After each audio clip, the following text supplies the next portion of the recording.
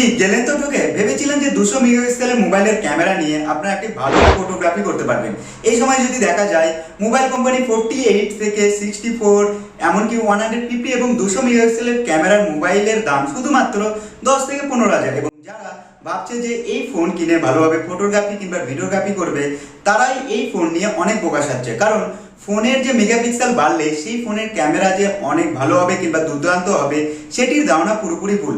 কারণ ফোনের মেগাপিক্সেল বাড়লে সেই ফোনের ক্যামেরা ভালো হবে না। ফোনের মেগাপিক্সেলের সঙ্গে তার ভালো সেন্সার, অ্যাডভান্স সেন্সারের প্রয়োজন, অ্যাপাচারের প্রয়োজন, লেন্সের প্রয়োজন, এছাড়াও শাটার স্পিডের প্রয়োজন, এছাড়াও আরো বিভিন্ন ধরনের টেকনোলজি রয়েছে। তবে এই ক্যামেরার মেগাপিক্সেল কি কাজ করে থাকে কিংবা ক্যামেরা মেগাপিক্সেল কি, দেখুন যখন আপনারা 12 মেগাপিক্সেলের ক্যামেরা দিয়ে ফটো তুলতেন 12 মিলিয়ন পিক্সেল থাকতো এবং সেইভাবে 16 মেগাপিক্সেল ক্যামেরাতে 16 মিলিয়ন পিক্সেল থাকতো এবং এইভাবে 200 মেগাপিক্সেল ক্যামেরাতে 200 মিলিয়ন পিক্সেল থাকে।